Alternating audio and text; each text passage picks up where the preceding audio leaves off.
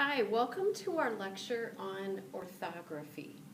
And as you take a look at all of these words that are up here, all these terms that we're going to cover, it might look a little scary. You might be kind of overwhelmed with what you don't know.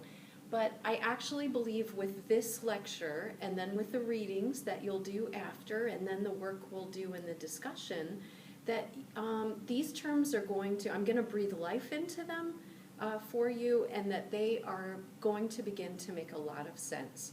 And my overall hope for you is that at the end of this lecture especially, you start to have a sense of how very different English language learners who are in your classroom might be, dependent on this particular factor, which is how does the writing system work from their first language? So one difference between those teachers who were informed about second language acquisition and an understanding of how language learning happens and those who aren't is that for those who aren't informed, all language learners tend to look the same. And for those who are informed, they know which characteristics to pay attention to, and they have a sense of what those vast differences might be, which can impact how we should support our students. So what we're going to take a look at is, we're going to take a look in this lecture at how writing systems can vary across the world, and I'm just going to hit the highlights, the key terms that you need to kind of understand the scope, the vast difference that exists, and that you start to see what those implications are for how a child or how a student has learned to read in that language. So the big idea from this entire unit is, if you've learned to read in your first language, that writing system, your experience, your brain's experience, your eyes' experience with that first writing system actually makes a difference for you. And you take what you've learned from that first language and you attempt to apply it to the second language. Sometimes it matches up, sometimes it doesn't. But one thing to know is that anything that a student brings with them from their first language, even if it varies greatly from English, it's an asset, it's a resource. Anything they've learned to do in the first language, if you are savvy, can find a way to connect that with English. So even though we're going to talk about vast differences that might exist and what the implications might be for students, please don't get the idea that it would be better if a student just hadn't learned how to read in their first language. We'll tackle that in another unit, and you're going to see exactly how much effort it takes on the part of the student and of the teacher to bridge that gap when a student does not learn to read in the first language. Okay, what a preamble, huh? Okay, so I'm going to be working with these terms. I'm probably going to be doing some drawing as well, and there is actually a handout that goes with this lecture. I don't trust myself to put these things on the board, and so I'll be referring to these. If you want to pause the lecture and take a look at it at the different times I mention it, or if you want to actually print it out, it's color, so I don't know if that costs you a little bit extra, but anyways, okay. So let's start with the big word, orthography. What does orthography mean? It's a fancy way of, excuse me, it's a fancy way of saying a language's writing system. And most languages do have a written system, so a way that someone can put something on paper, give it to someone else, and without saying anything with their mouth, can express that meaning. So that is what we consider writing. Does every language have an orthographic system? No, there are still some languages that have not been written. And like I mentioned, we'll take a look at that in another unit in this course, and we'll take a look at what the implications are. For those that have just been written for 50 or 100 years, the story is usually someone who is a linguist and a missionary. They work with a group of people who don't have a written language to develop a writing system. And usually the kind of the purpose for that from that person's standpoint was to get the group a certain religious text. But what ultimately happens is they end up with a writing system. But most languages have writing systems, and they tend to fall into one of these three categories. And this is where we're going to kind of anchor ourselves today in the lecture. There's logographic, there's syllabic systems, and there's alphabetic systems. Just off the top of your head, which one is English? Yes, it's alphabetic. And so what we're going to see is that you may end up with language learners in your classroom who are coming from any one of these three. And we'll start to get a sense in this lecture of how their pathway to reading and writing in English might be a little bit different. Okay, so let's start with logographic. What does logographic mean? Logographic means that, that what is written on a page is called a character. So it's not called a letter. In alphabetic systems, we call it a letter, right? And I've got this here somewhere, or I guess I don't. Yep, I do. In English, we call what we write down. So if I write first letter of my name, Gina, right? If I write that, we call that a letter. The thing that is written in a logographic language, that thing, is called a character. Now, characters were originally, these are from, logographic languages are the oldest languages. They have their roots in the earliest form of writing that came about in somewhere about 3000 BC. And so logographic languages, since they are connected with the earliest forms of writing, the earliest forms of writing were based in pictures. They were based in almost shorthand of what a thing looked like. And then that morphed into characters, which it's not as obvious. If you or I looked at a character, we probably would not see that connection with what that original image was. But if you take a look at the handout that goes with this lecture, take a look at mountain. It's the first one in the top set of pictures. And when you see it that way, and this is from a source whose goal is to help people learn Mandarin Chinese. And so what they're doing is they're trying to help the brain see where that earliest image, logogram, character, where that might have been connected originally with the thing that it was trying to show. So you've also got woods there. Down in the second set, you've got mouth. You've got fire. And so if you look at it with a little bit of help, you can see where that connection is. And so a character grew out originally, and things have changed over all these years, but originally grew out of a connection with an image. And what that means is that the written thing grew out of not what the sound was, but what the thing looked like. So at this moment, we need to stop and talk about the difference between graphemes and phonemes. Grapheme is what is written. This is a grapheme. Now, for me to pronounce a sound, now if I read this as, say, the first letter of my name, I would say J. That is the phoneme, okay? In an alphabetic language, and we'll loop back to this in a moment, but in an alphabetic language, the grapheme tells you what to say, right? There is a phoneme-grapheme connection.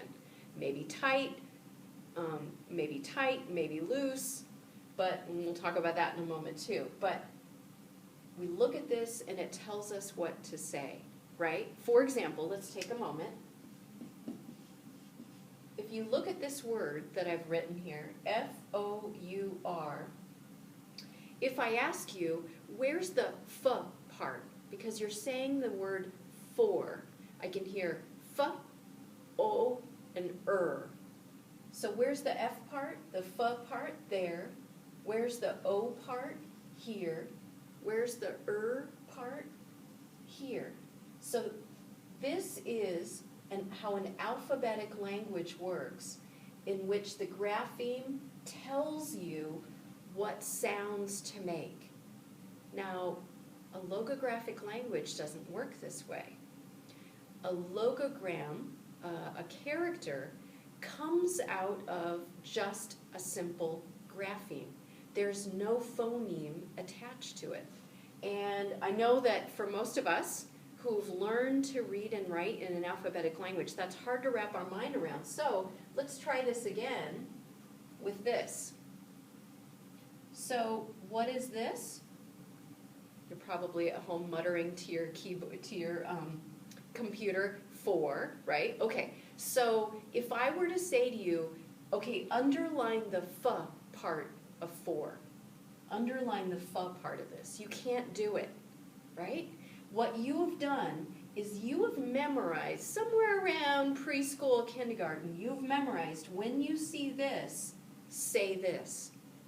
That is how a logographic language works. So, when someone sees this, that means mountain,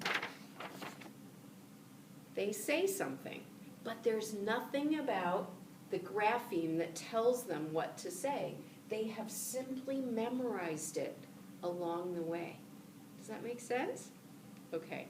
So right there you can see that if someone has learned to read and write with characters in a logographic language, they have been using their memory in a very different way than a child learning to read in their first language in English. They have been using memory to store lots and lots and lots of characters, huge numbers, and each one is different than the next.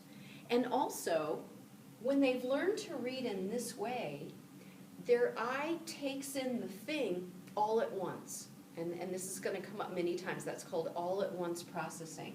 So if you've learned to read in this way, your eye sees something, you instantly know what it is. You don't need to say it to yourself, you just know what it means, right? So if I wrote, you don't need to say to yourself, 4 plus 3 equals, right? You don't need to say it.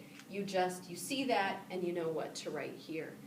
And so that also means that there's going to be a quickness, right? Kind of a quickness that happens from the moment the eye sees the character to the moment that there's meaning made. And so that student has learned to read in a very different way than a student who has learned to read in this way.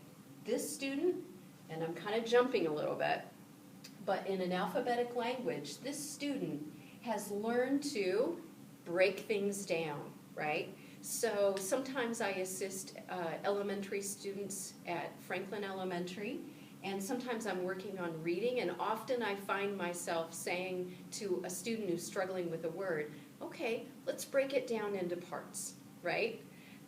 Break it down. What's the first sound? That kind of thing. And so that's a very different way of the eye and the brain approaching reading. That is okay, let's break it down into parts and then put it back together.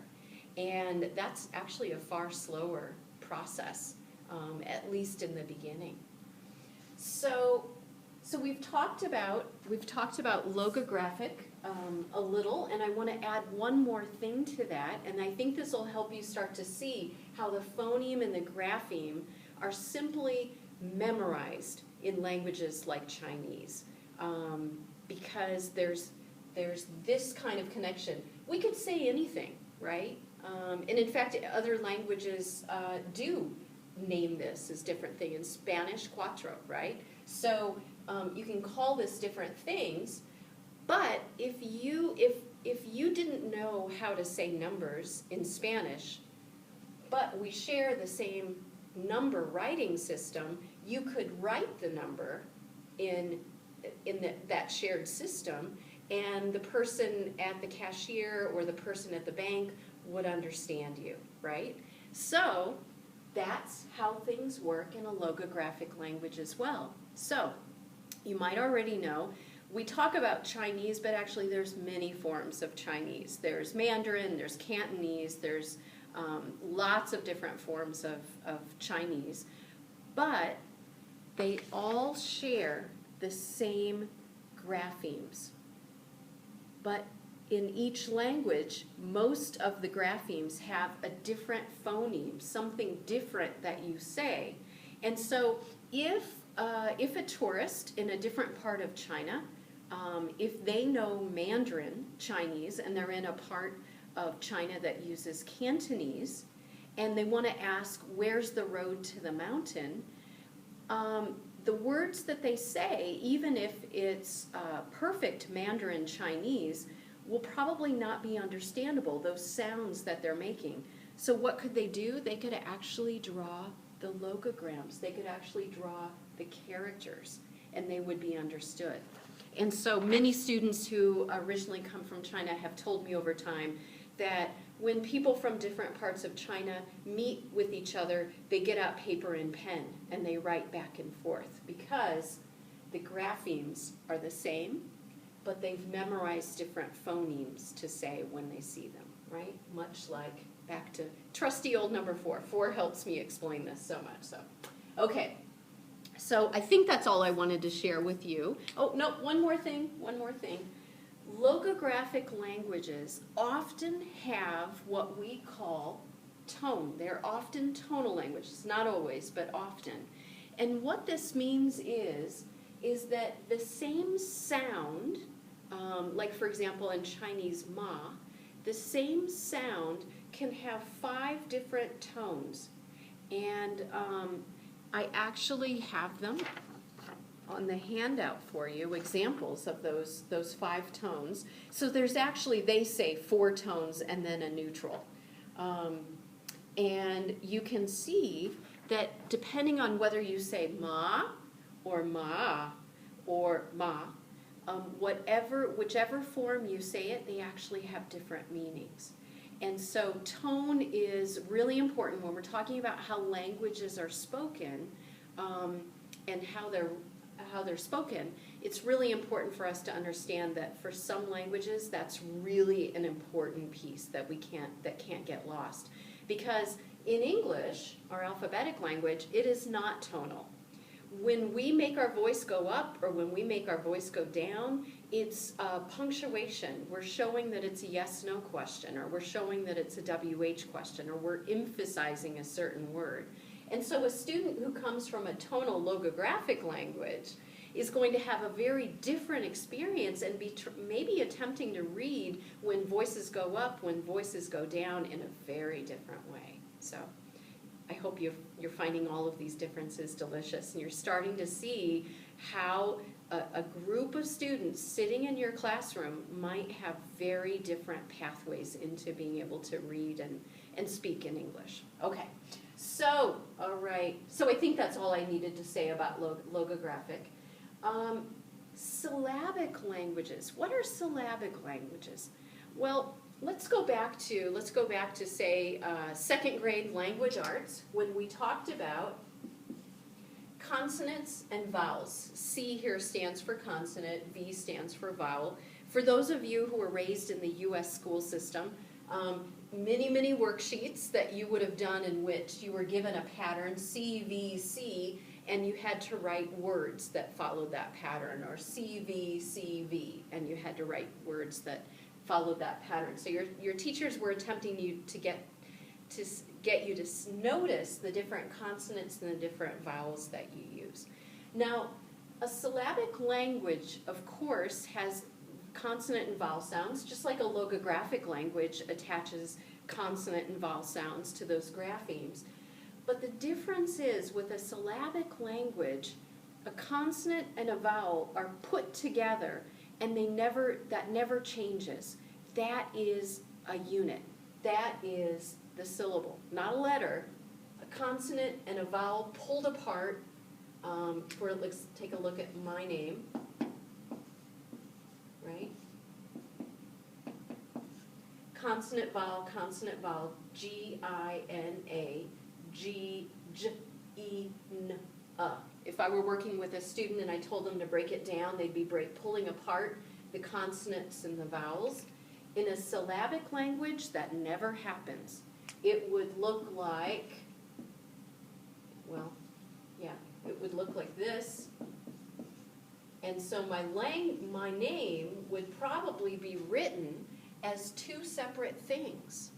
Gina, right? The G and the I would be connected as a syllable, and the N and the A would be connected as a syllable. And these become almost like little kind of Lego parts that you can put together in different ways, much like consonants and vowels we put together as separate letters in our languages. If someone has learned to read in a syllabic language, they haven't learned to read in an all-at-once way like a student in a logographic language, but they have learned to sound things out. But they don't have to pull things apart as much as you do in an alphabetic language. And so a student who comes from a syllabic language into an alphabetic language, there's some predictable patterns of what might happen. They might leave out vowels because they're used to writing just one thing that captures the consonant and the vowel. So they might, for example, attempt to write my name as Gina, right? G and an N. And let's take a look for a moment, just to complicate things. This won't make you happy, but just to complicate things a little bit, let's take a look at an alphabetic language that acts a lot like a syllabic language. So, one alphabetic language that acts like a syllabic language is actually Arabic. And for those of us in the Spokane area, if that's where you are now or that's where you're from, you'll know that we have an increasing number of refugees and immigrants who are native Arabic speakers. And one thing that we notice is that even though Arabic is an alphabetic language, when people are writing in informal ways, so not government papers, not your final exam on for your course, but writing anything else, writing a note to a friend, writing an email, writing your grocery list, what happens is, even though it's alphabetic, the vowels are left out. And that's completely okay because the language is so predictable that if you just see the consonants, you can almost 100% predict what the person is saying. And so Arabic, because I have so much experience working with native Arabic speakers, when Arabic speakers write in English, they tend to really struggle with the vowels. They tend to leave them out, or they tend to, when they do struggle with the different sounds, so differentiating the different sounds. So that's kind of a jumble there. So for a syllabic language, students have learned sounds, and the grapheme does tell them what to say, but they haven't learned to pull apart the consonant and the vowel. And a great example comes to us from one of the writing systems in Japanese, and that is katakana. And some of you listening might actually have studied katakana in the past. And I have a couple of examples there of katakana. Canada, right? Canada. So CV, CV, CV. And look at that. In katakana, it's written as three things. And Toyota, Toyota, Toyota. And take a look at what's written. Three things. And so I think they're just perfect examples. And even katakana, I couldn't find an example this morning, but even katakana is written as three things. As four things. Katakana, written as four different elements. And so I hope that starts to kind of help you understand how a syllabic language works and how a student, especially a child learner, might be expecting English to work walking into an alphabetic language. Okay, so alphabetic languages. Alphabetic languages, the one that you are probably most comfortable with, but maybe not necessarily, is English. And English uses the Roman alphabet. Arabic uses the Arabic alphabet. Hebrew uses the Hebrew alphabet. Russian uses the Cyrillic alphabet. And of course, English is not the only alphabetic language that uses the Roman alphabet. As I'm learning to read in Spanish, I'm using the same alphabet, right? So Spanish is written in the Roman alphabet, as is German, French, Finnish, many other languages are written in that alphabet. And so in an alphabetic language, there's a phoneme-grapheme connection. If a student is struggling with my name, I tell them to break it apart. Let's break it apart. And we actually sound out the parts. J, E, N, G, N, Gina. So then we put it back together. That's an alphabetic language. Now, one thing we really have to understand, though, is that in some languages like Finnish, the way that something is written 99.9% of the time tells us exactly what to say. In other words, there is almost a one-to-one relationship perfectly between what is written, the grapheme, and what is said, the phoneme. Almost 100%, okay? And when that is the case, we say that is a transparent alphabetic language, transparent. So it's almost like you're driving down the highway and your windshield is perfectly clear. Anything that comes in front of you, you can see. It's transparent. Your windshield is transparent. You see a grapheme in front of you and you say what you predict it should sound like, and 99.9% of the time you are correct. That is a transparent alphabet. Finnish is the most transparent alphabetic language in the world. What's another one? Spanish. Now, before I started learning Spanish, people who are not linguists said to me, "Oh, Spanish is so easy. The way it's written is always the way it's said." No, that's not entirely true. I have found that there are some, at least in Nicaraguan Spanish, there are some moments where you don't pronounce an L in the same way in every word, or a B and a V get pronounced slightly differently depending on their placement in the word, that kind of thing. So it's not entirely transparent, but it's pretty transparent.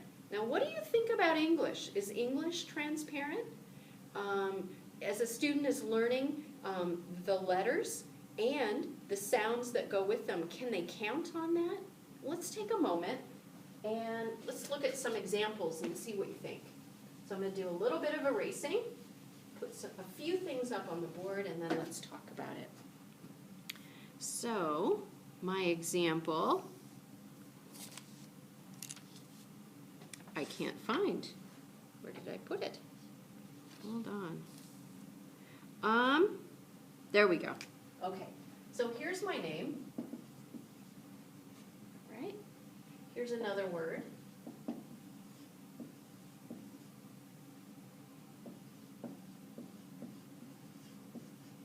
All right, so let's just pay attention for the moment to the letter G, right? So letter is a grapheme. So let's pay attention to this, okay? So here we pronounce it J, Gina, J. How about here? And this might be a word you don't know. The word is enigma, G, J, G, okay? How about the G here? Oh, it makes the fa sound. How interesting. Okay, so what we have just in one tiny example, and I could go on and on of the different sounds that G, for example, can make, but what you have just seen is that if a student memorizes that the grapheme makes the J sound, right, because they know me, I'm their teacher, and they memorize when I see this, I say J, they are not always going to be right. There is not a one-to-one relationship between graphemes and phonemes in English. And so, as you probably guessed, English is one of the most opaque languages that exists in the world. So what does that mean? What that means is that a student who's learning to read in English, which is an alphabetic language, that they're going to learn to pull things apart, but they're also going to learn there are so many exceptions in English that simply pulling things apart and predicting and believing that you always know that this means ja isn't going to work. And so you need a different kind of processing to make sense of what's on the page. You need that all-at-once processing. Ooh, interesting. Do you notice that? So we started out with logographic language, where a student learns that they have to use all-at-once processing. Your eye sees something, you go right to meaning, right? You go right to meaning. And often that means also saying something, but that's completely memorized. Now we've come down, we've been working our way through a system where students aren't doing that. They're breaking things apart. But when you get to alphabetic languages that are also really, really opaque, like English, students have to loop back to that logographic processing, that all-at-once processing, and they simply have to memorize how some things work, right? Like, they often end up with sight word lists, like the and said, right? So you'll see your first graders, your second graders, sometimes even your third graders with a list of words. They simply have to memorize what they say, what they mean, because you can't really count on breaking them apart. It doesn't always work, okay? So we have just made our way through most of these terms, but we've got a few more that we need to talk about. Now, we talked about tone. We talked about how for many logographic languages, that is a really significant element of knowing which meaning of a particular sound is meant. But we also need to talk about directionality. So directionality refers to the direction that we write. So how does directionality work in English? Do we write from left to right or right to left? We write from left to right. Do we write top to bottom or bottom to top? We, of course, write top to bottom. Right? Not all languages do. And because I was taught to read in English, my first language, the way I read the world is actually impacted by my written system. When I am given a picture, my eye moves from left to right and top to bottom. If I'm given a chart of maybe a process, my eye reads left to right, and if there's 2 rows, I read the top row before I read the bottom row. For someone who is a native speaker of Arabic, and they've learned to write in Arabic and read in Arabic, their directionality is right to left. It's top to bottom as well, like English, but it's right to left. And so their eye and their brain has learned to move across the page from right to left. And it is no small thing to retrain your eye to read from left, from going from right to left to moving from left to right. And so that's something I've actually supported students with before, is kind of retraining their eye. So directionality matters as we're thinking about the language that a student is coming to English with. Another thing we have to think about that you might already from this example have started to think about are cases. So in an alphabetic language, in a syllabic language, we have uppercase and we have lowercase letters. And for most letters in most of these languages, the uppercase and the lowercase look nothing alike. So here's an example. Take a look at that uppercase G and a lowercase g. There is nothing alike about that. You simply have to memorize these 2 different graphemes that stand for the same thing. Another example is, take a look at an uppercase E, and there's a lowercase e. So the reason I'm pointing this out to you is that if someone, especially if they're coming from a logographic language, or they're coming from an alphabetic language that uses a different alphabet, we may think of them only having to learn one grapheme for each phoneme, but they're actually having to learn two different, very different graphemes. So that just kind of adds to that learning process. So that is cases, and then we need to talk about diacritics. So diacritics are very different than punctuation marks, right? So if I'm writing a sentence, if I'm writing or typing, and I really want to emphasize something, I add an exclamation point. Or if I'm asking a question, I use a question mark. Or if I'm quoting someone, I use, hopefully I'm not plagiarizing, I use quote marks, right? That is punctuation. And that is not what I'm talking about here. So I'm actually going to, just to emphasize that, I'm going to cross that out, okay? That's punctuation. Diacritics is not punctuation. Diacritics is the written symbols that we add that show how to say something. So for example, in a lot of languages, there's a U and there's a U with an umlaut, right? This is an example of diacritics. Let's see, other diacritics. In Spanish, we often use, let's see, so here's a word. Okay, so in Spanish, we use the accent mark as a diacritic, so this is another example of a diacritic. And what does it tell me?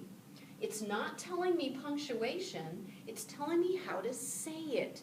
When I look at this word, inglés, I see the stress mark, the accent mark above the E, and I know that's the part of the word that I'm going to stress. Inglés, inglés, right? So I'm stressing the second part of that. And so that is what we mean by diacritics. A student who comes from a language like, say, Vietnamese that uses lots and lots of diacritics, they may get confused with English punctuation marks and think that those are actually diacritics, rather than telling them how to punctuate a sentence. Okay, so I know that was a whirlwind, but I have great hope that you will have a sense of what this means. And where I want you to go from here is I want you to read the Birch article. It's actually a chapter that I've taken from a book by Birch that I think does an amazing job of talking about what's called low-level transfer. And that's a fancy way of saying what a student brings with them from their first language reading experience to their second language. For us, that's English. And so that is low-level transfer. So read that Birch article, make the best sense that you can from it, and then you'll see some other links, some of which are not meant to be read, they're just meant to be viewed. For example, taking a look from a drastically different language, Chronim, the difference in cases, and I think it will remind your eye just how different uppercase and lowercase can be. So take a look at all of that, and then I'll meet you in the discussion. And let's apply this in a real case. Okay, see you there.